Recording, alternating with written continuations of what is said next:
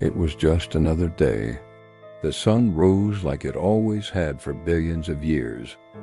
Birds tweeted, dogs barked, humans laughed. Nothing seemed out of the ordinary. Then suddenly the sun vanished. It was as if someone had snuffed out a candle flame. One moment everything was normal. The next, the world was plunged into darkness. For the first 8 minutes, we wouldn't even know anything was wrong. That's how long it takes for sunlight to reach us from the sun. After that, we'd look up to see the sky turn from blue to inky black. Stars that were normally only visible at night would be shining brightly at noon, and fear would grip the world. Within hours, people would realize something was very wrong. Within days, they'd run out of solutions. Without power stations or other infrastructure, people would struggle to comprehend what was happening. Why had the sun, which had shone every day since the dawn of human history, suddenly stopped? What had happened to the light and warmth that made life on Earth possible? 5 days later, temperatures would crash to below freezing. Crops would wither and die. Farm animals would soon follow. Food shortages and starvation would bring civilization to its knees. Within weeks, social order would break down completely. People would be too busy trying to survive to worry about anything else. But what about those who lived near the poles? They'd have it worse.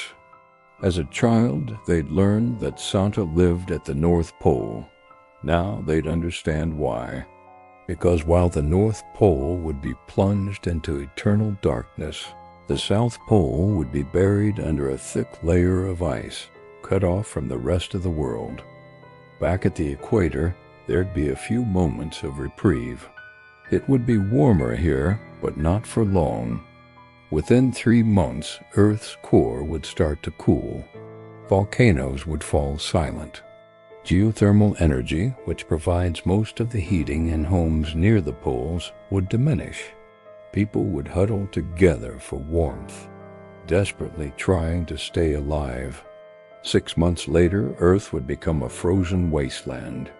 Oceans would be covered in a thick sheet of ice, reflecting the cold back into space.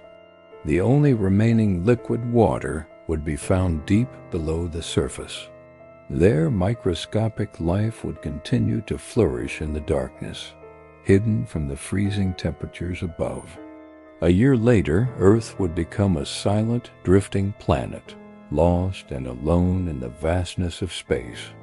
Any human survivors would probably be found here, huddled around the last remaining heat sources, subsisting on dwindling supplies of food and water. Some might try to venture outside only to be met with such intense cold that their instruments would immediately freeze and shatter. They'd have to retreat back underground, realizing that the world they once knew was gone forever. In the long term, geothermal energy wouldn't be enough to sustain life. Nuclear energy could probably keep a small group of people alive for several years, but eventually even that would run out.